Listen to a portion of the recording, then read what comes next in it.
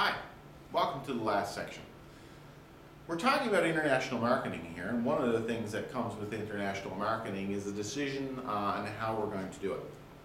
And effectively, there are four basic strategies for doing it. We need to look at each of those strategies and ask ourselves, how much reward does each of those strategies offer us, and what kind of risks are involved with each of those strategies? The first strategy that could be used is just direct exporting. So we take our product from here and sell it abroad. And we mail it to them, we ship it to them, we do whatever. Now if you ask yourself how much risk is involved there, not very much. You're taking a product and you're sending it off. The worst thing that could happen is you don't get paid. Okay? So that's an issue of risk. But let's assume that what is the potential reward from that? You sell one product, a one-off. Again, not a lot of reward. So low risk, but low reward.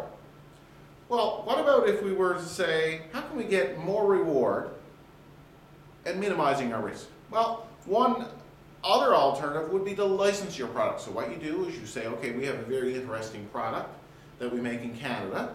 We don't want to go abroad because we don't have enough wherewithal to set up in your country. But what we'll do is we'll give you the design, the plans, and we'll get you to make it. You will pay us a royalty for that. Okay?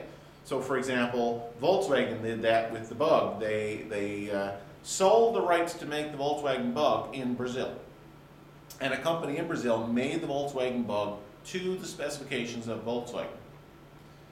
Volkswagen in turn got a royalty for that. That was an example of a licensing arrangement. And effectively that happens in a lot of countries where the main company who owns the rights to the product just don't want to go in there, but they want to reap a certain reward. Now there is a risk to that, because the risk is that your company on the ground in that local area may not live up to the quality standards of your product.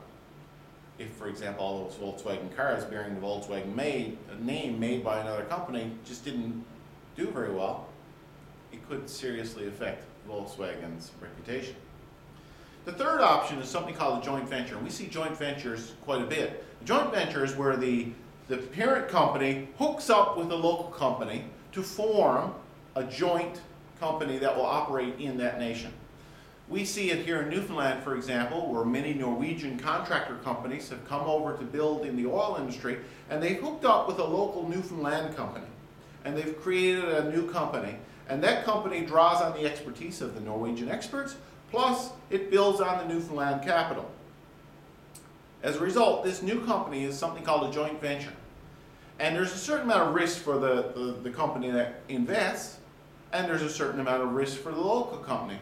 But together, we hope that the mutual benefit will make it worth the trouble. So that, again, is a joint venture, a very common type of way of going abroad. The final way of going abroad offers the most risk, but also the most reward, and that is going directly there, setting up shop in a third country. Now that has obvious benefits in the sense that you reap all the rewards from your efforts there, but obviously it comes with the cost. Will you recoup your investment? How much investment do you make? Do we get the people? Will you get the infrastructure? Do you have the resources? All of these questions make the risk quite a bit higher, but obviously if it's all yours and it's abroad, the risk is high, but the reward is accompanying it also high. So that's the international chapter. Again, review the notes, have a look. If you have any questions, call me up.